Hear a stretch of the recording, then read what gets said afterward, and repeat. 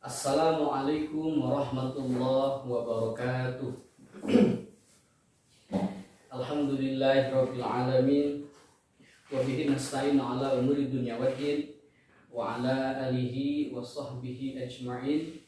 Rabbi shrah li sadri wa yassir li amri wahlul 'uqdatam min lisani yafqahu qawli, amma ba'du.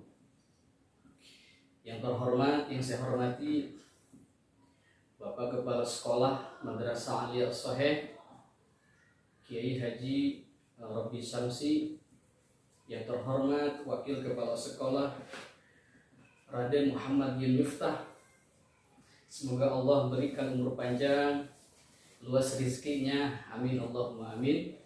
Juga kepada para segenap Dewan Guru Madrasah Aliyah yang tidak bisa saya sebutkan satu persatu, juga kepada para siswa-siswi, siswa baru ya.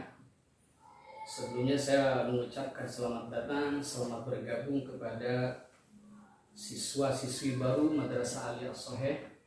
Semoga kalian mendapatkan ilmu yang bermanfaat, menjadi manusia yang bermanfaat baik di dunia maupun di akhirat, amin Allahumma amin. Pertama, marilah kita panjatkan puji syukur kehadirat Allah Subhanahu wa Ta'ala yang telah memberikan nikmat, beragam ribu nikmat yang Allah berikan kepada kita semua, sehingga ya kita mendapatkan kesehatan baik jasmani maupun rohani. Yang mudah-mudahan Allah senantiasa melindungi kita dari bahaya pandemi pada tahun ini, amin Allahumma amin.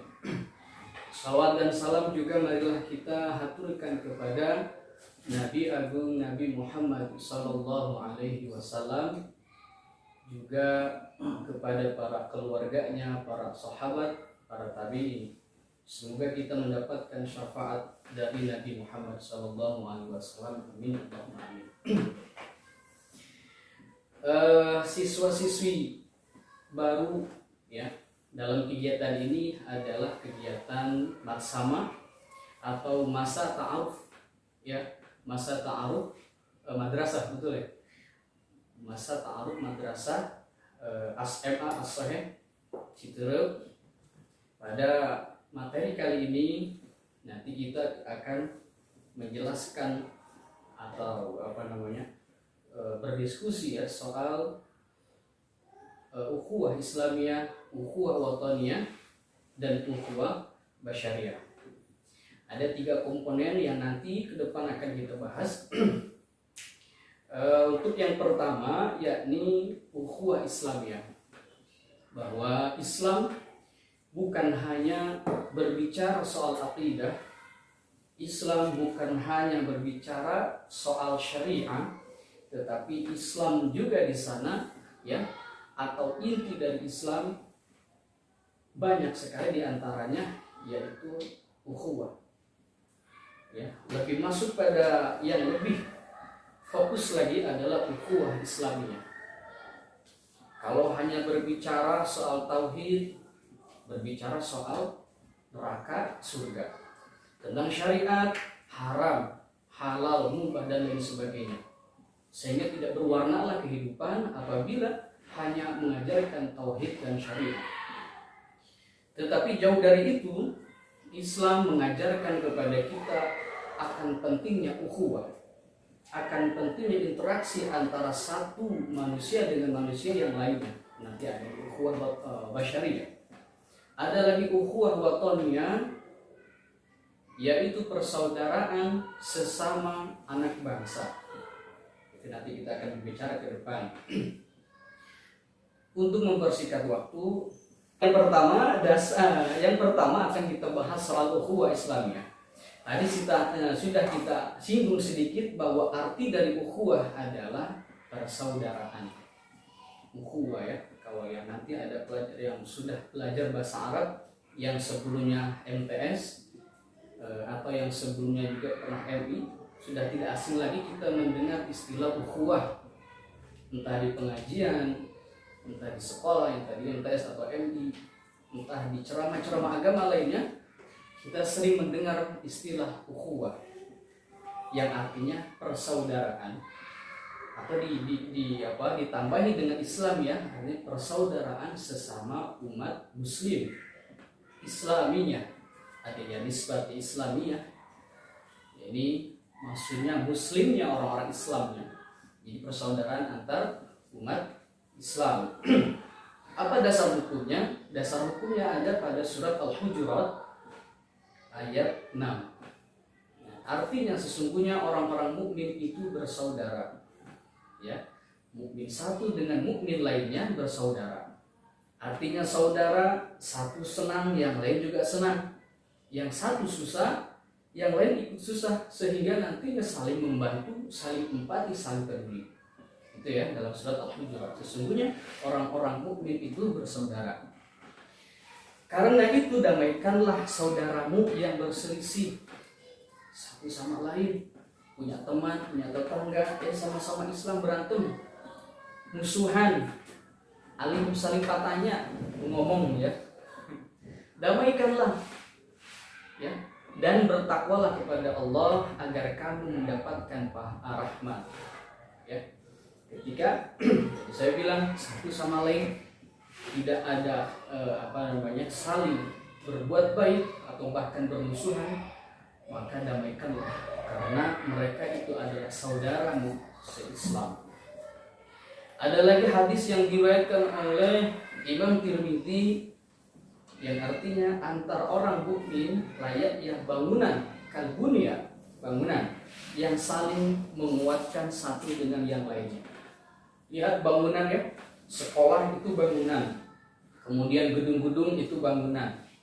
Nah, namanya bangunan didasari oleh ada pondasinya, ada temboknya, ada pojok itu buat masuk pintunya, kemudian ada atapnya dan sebagainya. Itulah dinamakan bangunan saling menguatkan. Nggak ada bangunan cuma pintu doang misalkan, nggak ada. Itu jualan pintu pinggir jalan. Ada bangunan misalkan atap doang, gimana atap doang? Artinya saudara muslim satu dengan yang adalah seperti bangunan, semuanya saling melengkapi, saling menguatkan. Itu ya. Itu dasar hukum dari ukhuwah Islamiyah. Kemudian tujuan dari ukhuwah Islamiyah apa? Ya, setiap sesuatu itu pasti ada tujuan. Mau sekolah ada tujuannya. Sekolah tujuannya apa? Biar dapat ijazah, biar mendapatkan ilmu yang bermanfaat, biar mendapatkan keberkahan. Ya, dari belajar ilmu agama. Kalau di madrasah aliyah banyak sekali ilmu agama. Kemudian setelah lulus, ya mungkin setelahnya ya ada yang meneruskan keperguruan tinggi ya. Kemudian ada yang mungkin untuk kerja, bolehlah, atau untuk mengajar dan sebagainya. Itu pasti punya tujuan masing-masing. Nah, sekarang dari tujuan Islamiyah, ukhuwah Islamiyah itu apa? Yang pertama, memperkokoh tegaknya kehidupan yang aman dan tentram sesama muslim. Memperkokoh hubungan. Ya. Jadi kalau sudah hidup aman, sudah hidup tentram, itu akan enak hidup itu. Akan tidak ada masalah.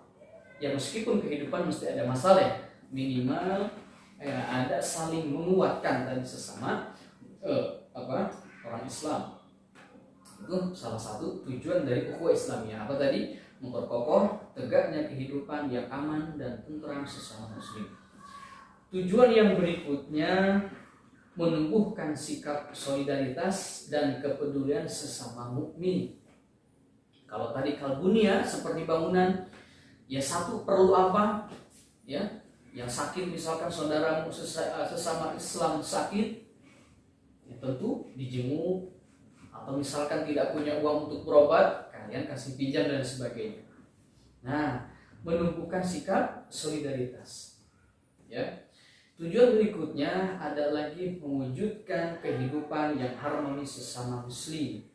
Hidup harmonis adalah tujuan dari semua makhluk hidup. Tidak ada manusia yang pengen berantem, hidupnya nggak ada. Tidak ada yang hidupnya pengen bermusuhan, tidak ada. Kalau dia betul-betul manusia. Nah, tujuan dari ukhuwah diterapkan ukhuwah Islamiyah adalah mewujudkan kehidupan yang harmonis sesama muslim. Nah, yang terakhir tujuan dari ukhuwah Islamiyah adalah terciptanya perdamaian dan persatuan sesama muslim.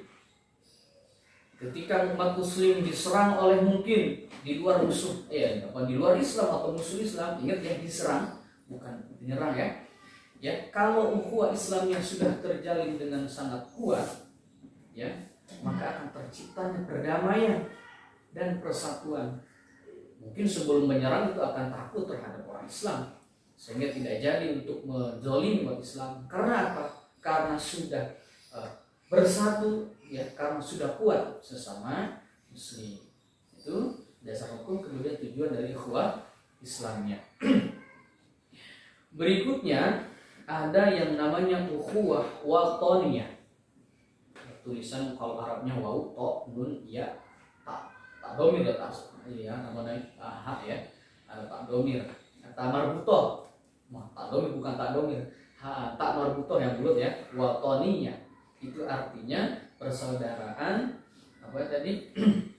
Persaudaraan antar suku bangsa, persaudaraan sesama warga Indonesia, masyarakat Indonesia, tidak memandang bulu baik itu dari suku mana, Sunda kah, Jawa kah, Madura kah, itu saudara wataniyah.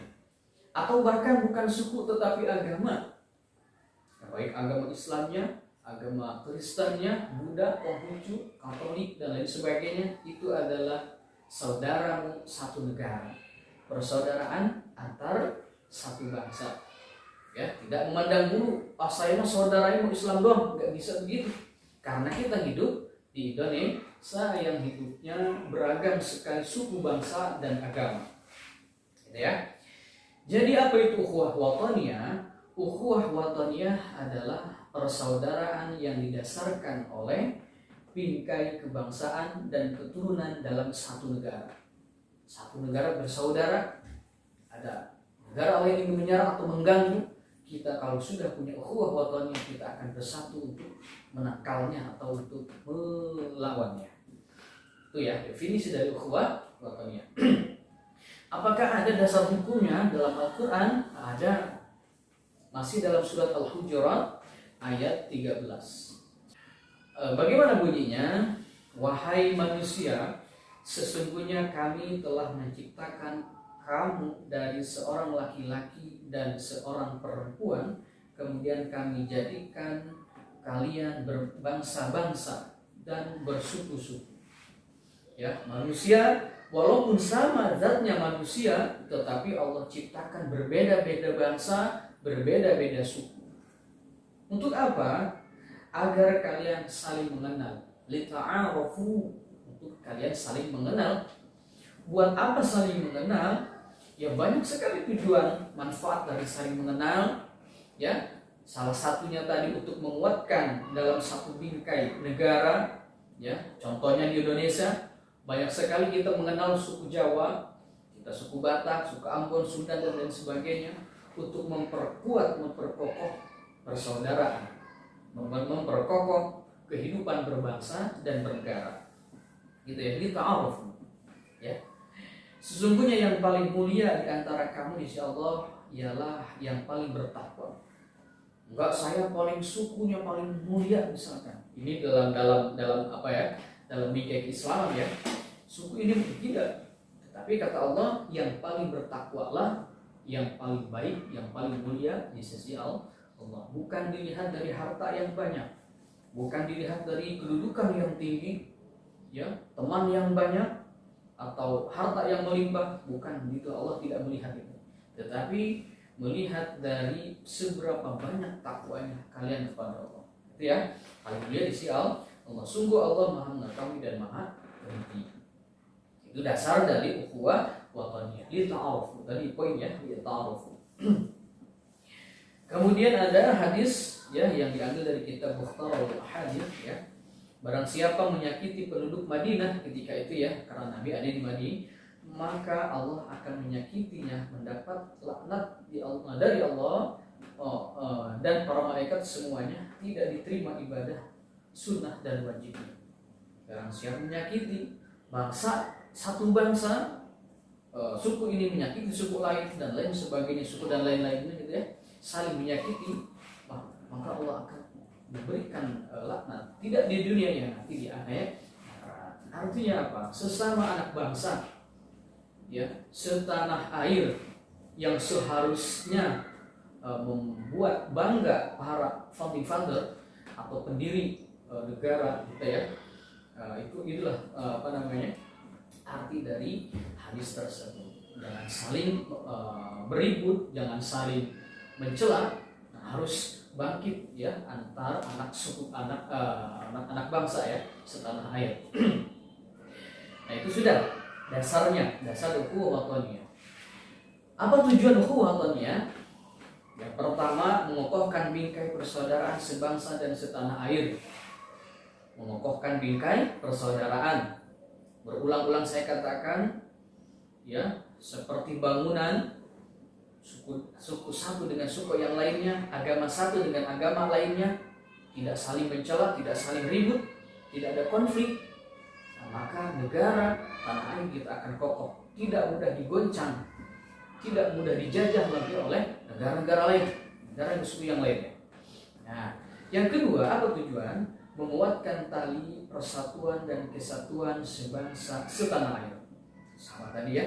Kemudian yang ketiga, menumbuhkan rasa nasionalisme, patriotisme dan cinta tanah air.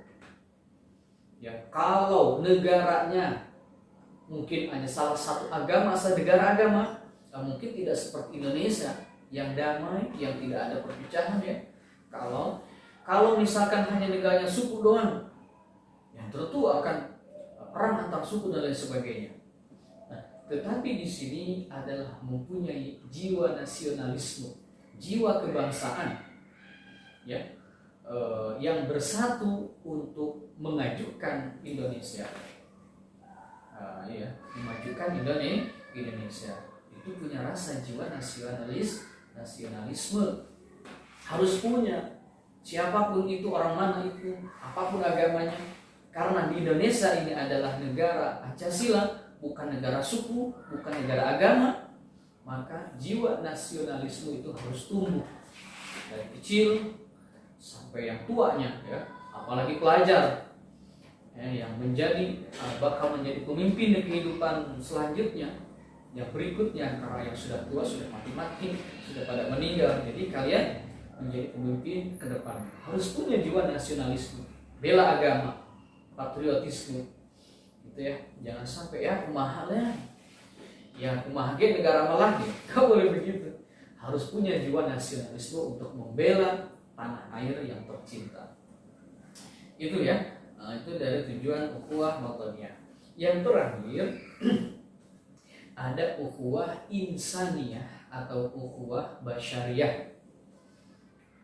Insaniyah artinya manusia, basyariyah pun artinya manusia.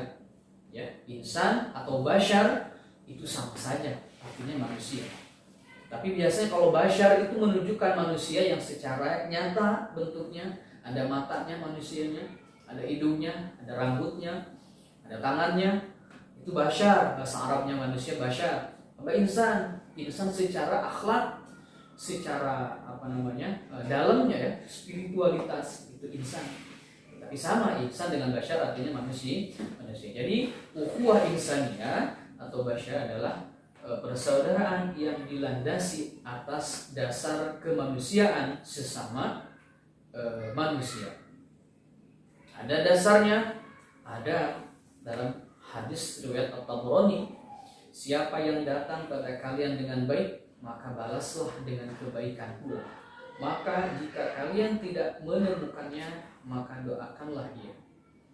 Hadis ini mengajari kepada kita akan pentingnya interaksi, pentingnya hubungan baik ya, hubungan baik maksudnya dengan sesama manusia. Sesama manusia, tidak memandang rasnya, tidak memandang dari mana asalnya, tidak memandang apa agamanya, tetapi dilihat dari keseluruhan manusia. Ya, Allah memuliakan manusia.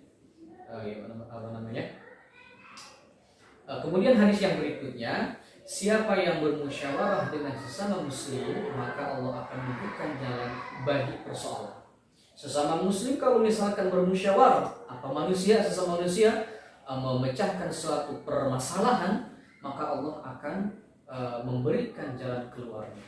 Tapi dengan syarat, ya, manusia dengan manusianya harus saling menghormati. Manusia dengan manusianya harus bisa menghargai, ya, punya rasa simpati, punya rasa empati. Nah, itu dari ukhuwah insani, persaudaraan sesama manusia. Ingat ya, tidak melihat apa sukunya, apa agamanya. Nah, itu ya, ukhuwah insani. Kemudian tujuan dari ukhuwah insani apa? Tujuan dari ukhuwah insani yang pertama adalah memanusiakan manusia. Bagaimana maksudnya memanusiakan manusia? Emang apa sih manusia? Manusia, ya, tentu ketika disebut manusia berarti dia punya nilai, ya, punya nilai dari makhluk-makhluk lain.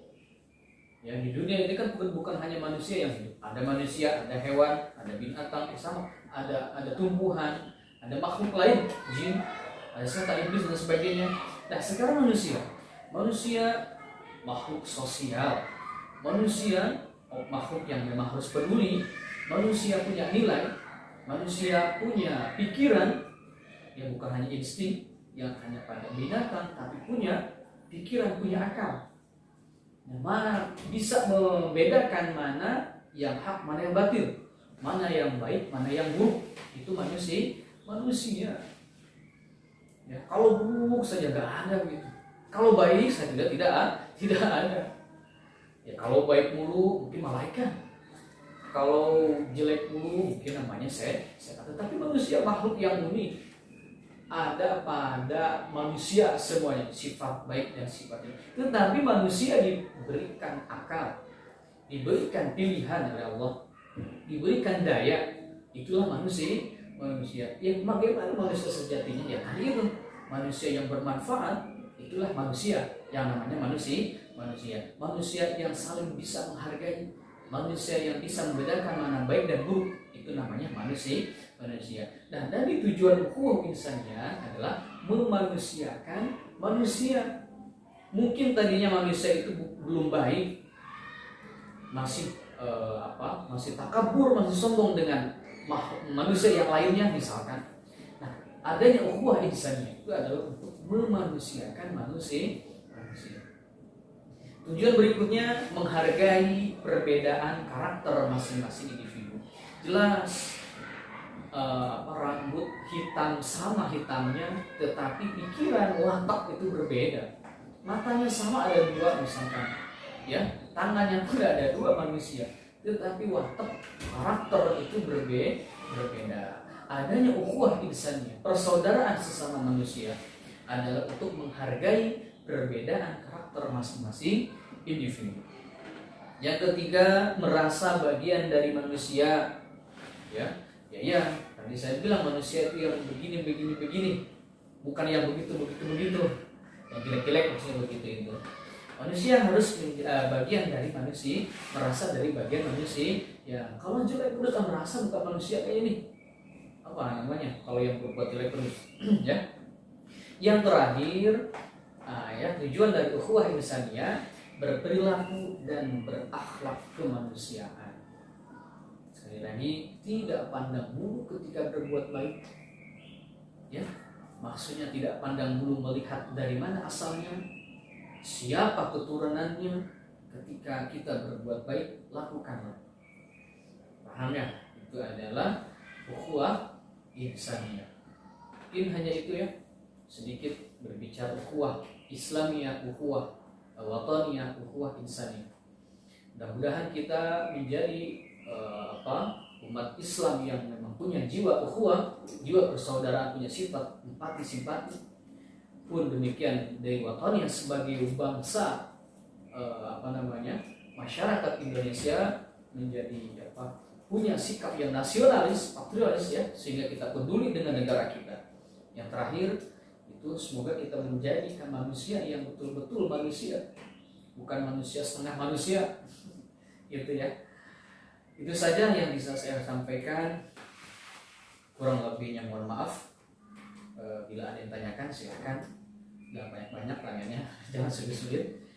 Sekian, terima kasih. Assalamualaikum warahmatullahi wabarakatuh.